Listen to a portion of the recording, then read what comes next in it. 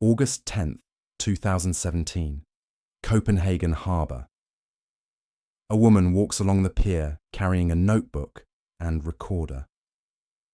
She's about to step aboard what looks like a metal tube jutting out of the water. This isn't some sleek military vessel or research submarine. This is a homemade contraption built by a local celebrity inventor. The woman is Kim Wall, a freelance journalist from Sweden. She's here to write a story about the eccentric man who built this submarine with his own hands. What she doesn't know is that in less than 24 hours, she'll be dead. And the man she's about to interview will become one of Denmark's most notorious killers. This is the story of how a simple journalism assignment turned into an international murder case that would shock the world. It's a story about trust, betrayal, and the darkest corners of human nature. And it all happened inside a cramped metal tube at the bottom of the sea. The man waiting for Kim Wall that evening was Peter Madsen. To most people in Denmark, he was a quirky genius, a self-taught inventor who had built rockets, submarines, and even planned to launch himself into space. He was the kind of person journalists loved to write about. Eccentric, brilliant, and completely unpredictable. He had gained fame for his ambitious projects and his ability to make the impossible seem possible. But behind the public persona of the mad scientist was something much darker. Madsen had spent years building what he called the UC-3 Nautilus. It was a 40-ton submarine that he constructed in a shipyard outside Copenhagen.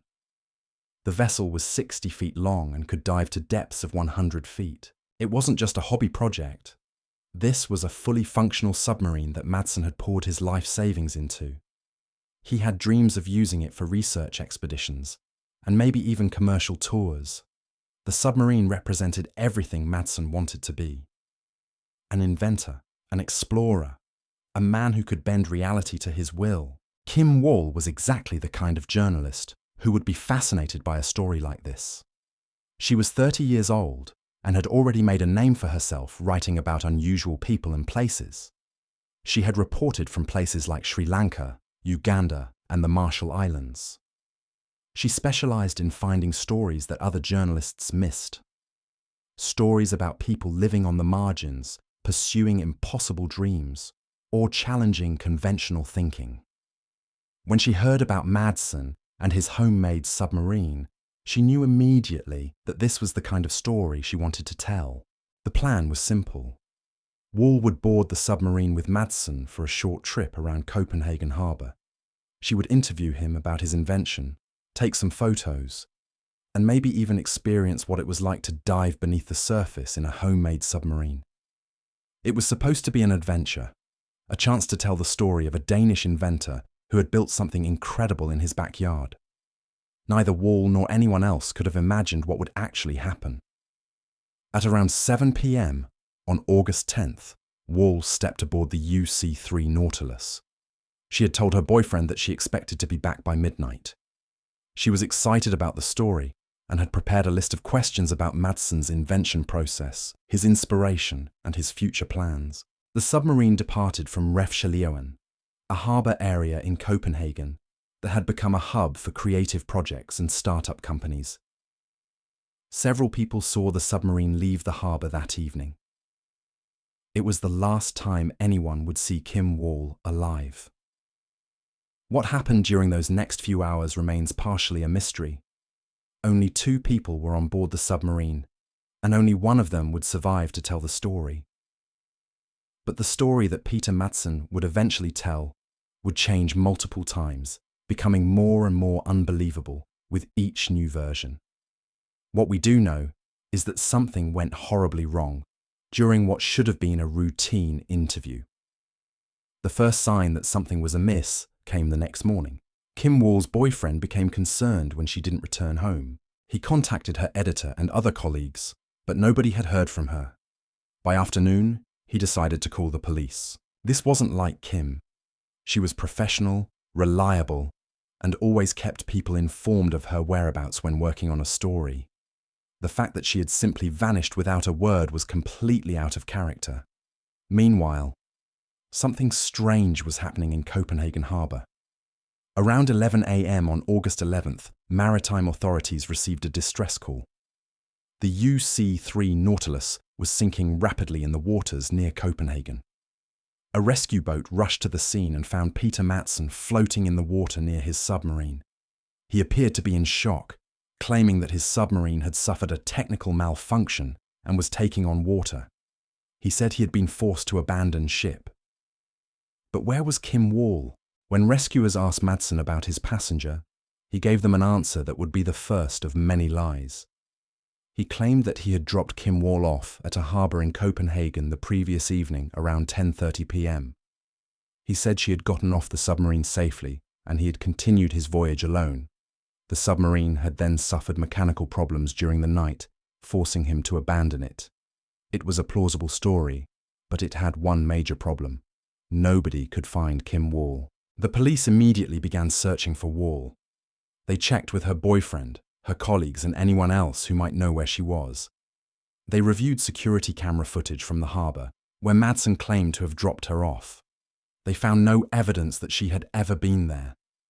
The more they investigated, the more suspicious Madsen's story became. By August 12th, just 2 days after Wall had boarded the submarine, Danish police had arrested Peter Madsen. They charged him with negligent manslaughter, suggesting that something had happened on board the submarine that resulted in Wall's death. But they still had no body, no crime scene, and no clear evidence of what had actually occurred. All they had was a missing journalist and an inventor whose story kept changing. The case quickly became international news. Kim Wall was a respected journalist with connections throughout the media world. Her disappearance and the bizarre circumstances surrounding it captured public attention across Europe and beyond.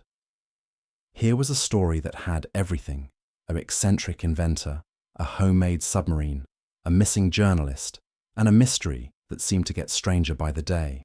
Danish authorities faced enormous pressure to solve the case quickly. They brought in specialized diving teams to search the waters around Copenhagen. They examined every piece of debris from Madsen's sunken submarine. They interviewed anyone who had seen Wall or Madsen on August 10th. But for days, they found nothing that could definitively prove what had happened to Kim Wall. Then, on August 21st, everything changed.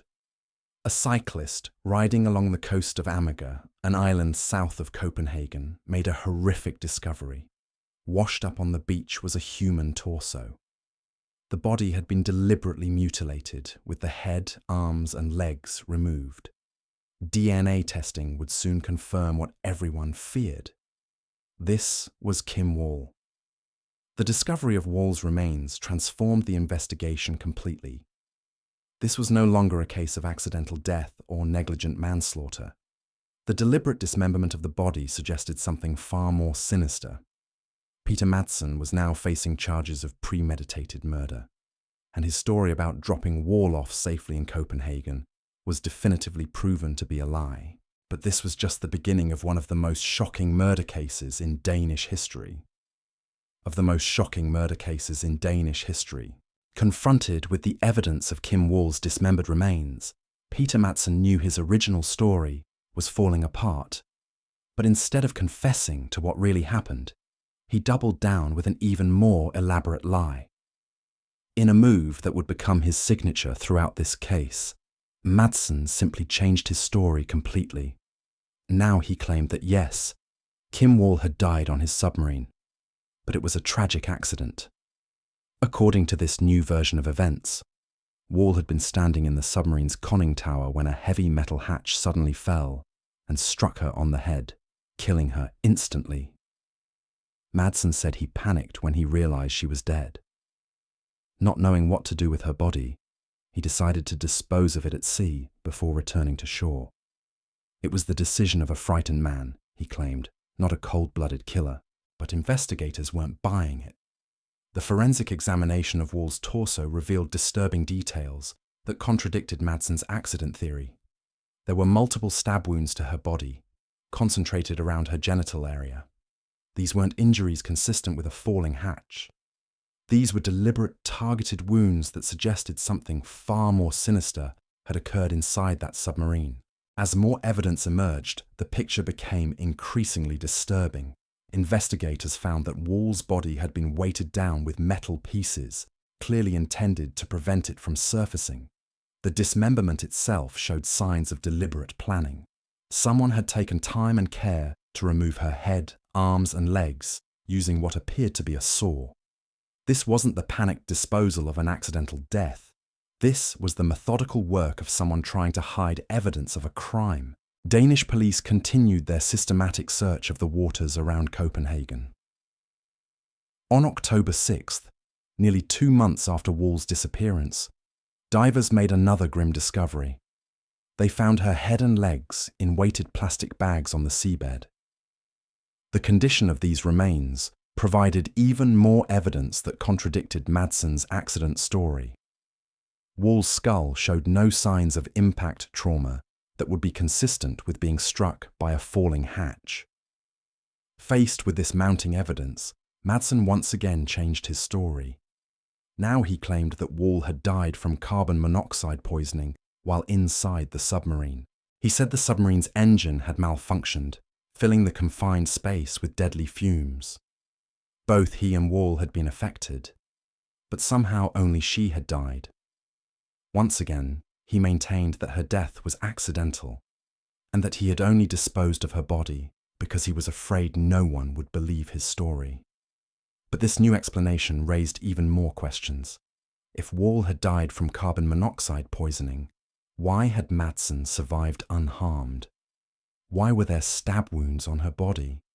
And why would someone dispose of a body in such an elaborate way if the death was truly accidental? The more Madsen talked, the less credible his story became. Meanwhile, investigators were building a comprehensive case against him. They had recovered his submarine from the bottom of Copenhagen harbour and were methodically examining every inch of it for evidence. What they found painted a terrifying picture of what had actually happened during those final hours of Kim Wall's life. Blood evidence was discovered throughout the submarine, despite clear signs that someone had attempted to clean the interior. DNA analysis confirmed that this blood belonged to Kim Wall. The pattern and distribution of the bloodstains suggested that she had been attacked in multiple locations within the cramped submarine. There was no way this was consistent with either a falling hatch or carbon monoxide poisoning. Investigators also found something else that would prove crucial to understanding Madsen's mindset. Hidden on his computer were numerous videos and images depicting extreme violence against women. The content was so disturbing that even experienced detectives were shocked by what they discovered. These weren't just casual downloads. Madsen had an extensive collection of material showing women being tortured, mutilated, and killed. The evidence suggested that Madsen had been planning something like this for some time. The submarine itself became suspect. Why had he built such an isolated, confined space? Why had he specifically invited a young female journalist to join him alone on a voyage? The more investigators looked into Madsen's background, the more they realized that this wasn't a crime of opportunity. This was something he had been working toward. As the investigation continued, more disturbing details emerged about what had happened during Wall's final hours. The forensic evidence suggested that she had been tortured before she was killed. The stab wounds on her body appeared to have been inflicted while she was still alive. Someone had taken time to cause her pain and suffering before finally ending her life. The prosecution began to build their case around the theory that Madsen had lured Wall onto his submarine with the specific intention of killing her. They argued that he had used the interview as a pretext to get her alone in a confined space where no one could hear her scream, and where he could take his time carrying out his twisted fantasies. Madsen's defense team tried to maintain that their client was guilty of nothing more than improper disposal of a body. They argued that Wall's death, while tragic, had been accidental, and that Madsen's subsequent actions were the result of panic and poor judgment, rather than criminal intent. But the physical evidence told a different story. The trial of Peter Madsen began in March 2018, nearly 8 months after Kim Wall's death. The courtroom was packed with journalists from around the world, all eager to hear the full story of what had happened inside the UC-3 Nautilus. For the first time, the public would hear detailed testimony about the evidence that had been gathered and the horrific crime that investigators believed had taken place. The prosecution's case was methodical and devastating. They walked the jury through the timeline of events, from Wall's initial contact with Madsen, through her boarding of the submarine, and the subsequent discovery of her remains.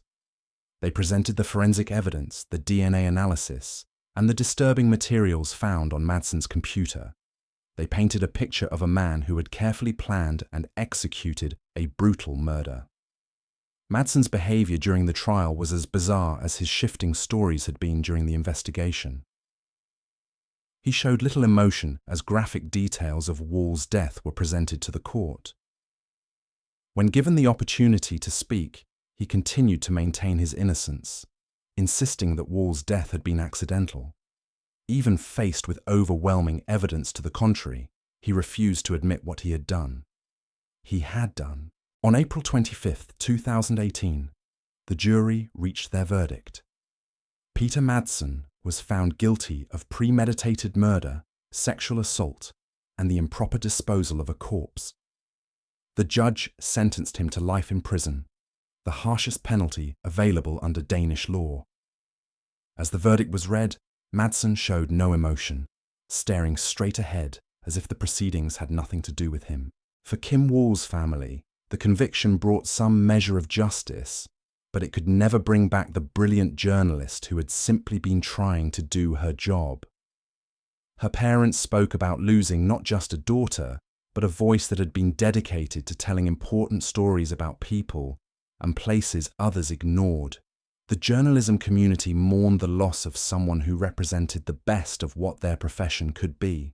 This case changed how people think about trust and safety in journalism. It reminded everyone that the pursuit of a story, no matter how compelling, should never come at the cost of basic precautions. But perhaps most chilling of all, it revealed how someone could hide such darkness behind a facade of genius and creativity. Today, Peter Madsen remains in a Danish prison, where he will likely spend the rest of his life. His submarine lies at the bottom of Copenhagen harbour, a twisted monument to what happens when innovation meets evil. And somewhere in the depths of that harbour, the ghost of Kim Wall serves as a reminder that some stories come with a price too terrible to pay.